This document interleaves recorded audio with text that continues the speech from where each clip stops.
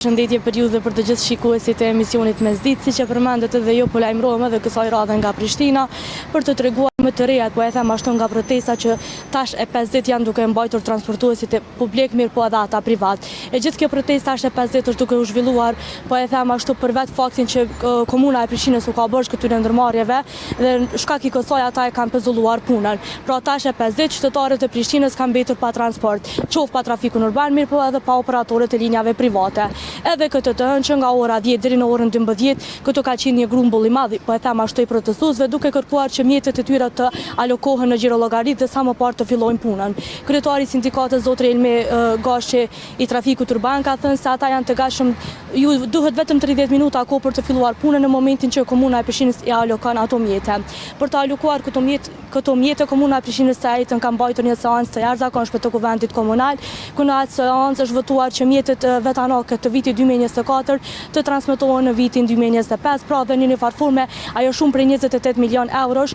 të ndihmoj sadopak këto kompania apo këto ndërmarrje, qoftë trafikun urban, mirë po edhe operatorët privat të dalin nga ky ngësh që ka kapluar, po e them ashtu, qytetin e Prishtinës.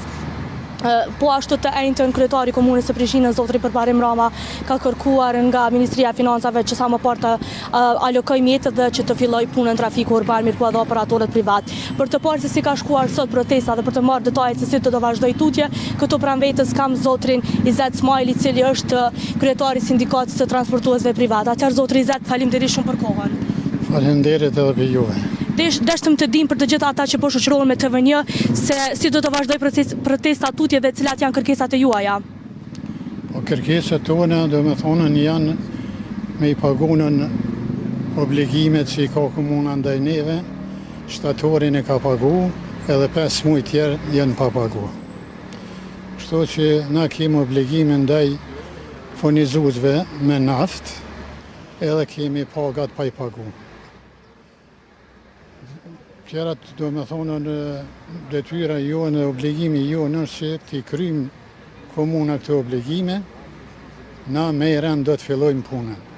Na, si mi orë të as mi fajsu kënë, as me dalu kosha fajtorë sërë se nesë na interesën, punëtorve ju interesën pagat, ju interesën borçën që e kemë, mi krymë ndaj furnitorve dhe me i pagu pagat edhe me fillu punën. Mu mas te për mi unë vje kes për qytetarve, nuk kam fjalin me shprej sa për më vjen kes prej qytetarve që kanë met pa transport. Dhe me thonë, më të dëmtumit janë qytetarët dhe punëtorët e kompanive private dhe trafikit urban. Kështu që ju kisha lutën,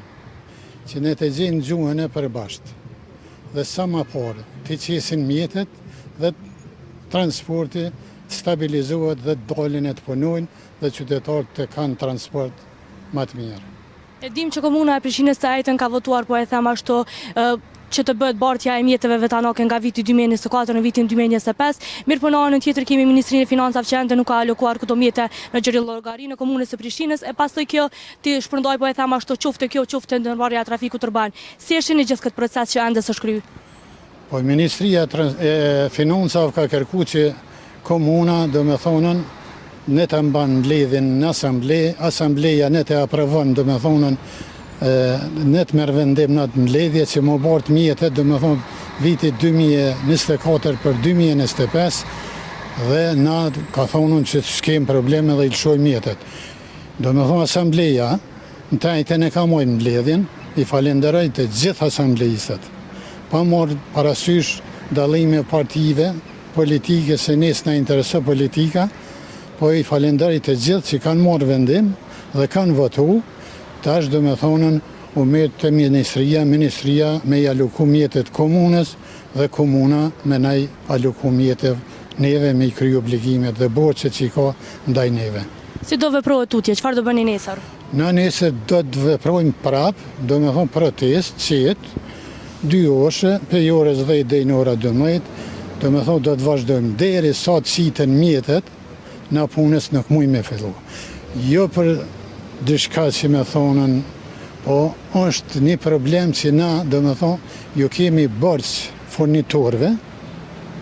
që ne kanë furnizu me naft, ata i falenderoj që 6 muaj i kanë prit, ata i kanë mirë kuptu, do me thonën, kompanit, që kanë pas një bashkëpunim gjatë me ta, edhe i kanë prit 6 muaj, i kanë furnizu me naftë, ju kanë dhonë naftë, po ka ardhur një pikë që ma tepër as ata s'mujnë se, do me thonë, edhe ata më një blokon më furnizu ku e marrin edhe ata naftën për me na furnizu neve, kështu që kjo është në zinxhir blokada, kështu që edhe ata kanë arsye të veta, kështu që na do me thonë kemi ardhur në atë pikë që s'kemi mujt ma tepër me shtynën. Se jo me dëshirën tonë larg asaj se kërkush nuk ka qef me s'me punu, kërkush nuk ka qef me protestu, kërkush nuk ka qef, do me thonën, me ardhen me najten para këtu komunës edhe ministrisë, po mi ju këthy punës, po borë që kur s'ki pare, s'ki mjetë e autobusi, nuk jetë pa naftë. Nga biseda që keni pas, po e them ashtu me qytetarët apo takimi me qytetarët, çfarë kanë thënë ata? Qytetarët disa e shumica, do me thonë, janë të na përkrasë, po na kuptojnë, do me thonë e dinë, ata do me thonë, kanë thonë që po na vje keq, kështu ju vje keq edhe atyne, po qytetari do me thonë pret që me i kry obligimet, ata presin sa ma shpejt, pa dorim presin, do me thonë, çdo ditë presin që me ju këthy punës se transportin qytet, që në peshtë madhe, ka rëndësit madhe, se do me thonë i lënë qytetarët pa transport. Pa transport do me thonë jesin shtresa, jesin nxënësat, jesin studentat, jesin punëtorët, jetë një shtresë do me thonë që s'ka kushte, kur mosum ka ndodhë shembull në autobus me hyp deputet, ose kryetar shteti, ose biznesmena, po qytetarët e rëndëmt që e përdorin transportin. E do me thonë mas kesti pësojnë qytetarët. E përmendet që qytetarët ju kanë përkrahur vazhdimisht, po e them ashtu mirë, po kanë ndjekur dhe keqardhje për gjendjen që është krijuar në kryeqytet. A mendoni që qytetarët do të ishte mirë të ju bashkohen në protestë? Po qëre, nështë mirë është edhe ata më në bashkohen, po qytetarët do me thonë nuk e din gjendjen reale që është e këmë, nuk kanë qef qytetarët jenë të mirë. Qytetarët që i kemi na, do me thonën, pak shtetë që i ka. Qytetarët nuk shyrin fort, do me thonë, çdo sen për pak sen, qytetarët e na dorojnë shumë. Qytetarët i falenderoj se qytetarët janë të mirë, po qytetarët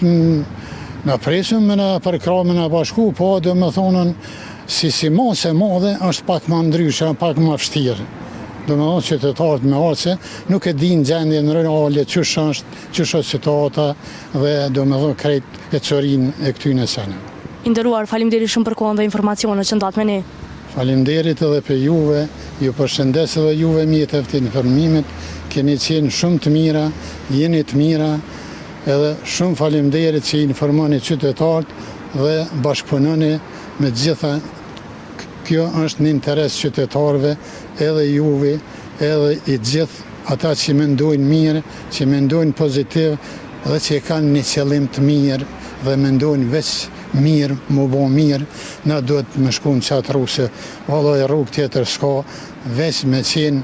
me pas mendimin e mirë, me mendu mirë, me punu mirë, edhe të vje mira. Faleminderit shumë. Faleminderit. Atëherë këtu pranë vetës kisha zotri Izet Ismailin, kryetari i sindikatës së sektorit privat, ku ai dha detaje të shumta, po e them ashtu, për gjithë ecurinë e kësaj proteste. Nga ajo se çfarë bisedua me zotrin Izet dhe që është transmetuar edhe këtu tek ju shikues të TV1, ai përmendi që protesta do të vazhdojë derisa komuna e Prishtinës të alokojë mjetet që ka bërë qoftë trafikut urban, mirë po edhe operatorëve privat. E dim që operatorët privat tash e 7 muaj nuk kanë marrur paga dhe nuk është paguar borxhi që komuna e Prishtinës i ka këtyre operatorëve, mirë po ata mbeten me shpresë që Ministria e Financave sa më parë do alokojë mjetet në komunën e Prishtinës, e më pas kjo e fundit të bëj ato ndarjet, po e them ashtu, edhe qoftë për trafikun urban, mirë po edhe për operatorët privat. Edhe këtë të hënsi ditëve të tjera, autobuset e trafikut urban, mirë po edhe të operatorëve privat janë sjellur dhe janë stacionuar këtu para komunës së Prishtinës në shajm proteste dhe për të kërkuar, po e them ashtu, që sa më parë të bëhet alokimi i mjeteve. Atëherë këto janë të gjitha informacionet që i kemi deri më tani, ne do të qëndrojmë këtu për të parë se si do të vazhdoj tutje, nëse do të kemi ndonjë reagim nga komuna e Prishtinës apo qoftë edhe nga Ministria e Financave për gjithë këtë situatë krijuar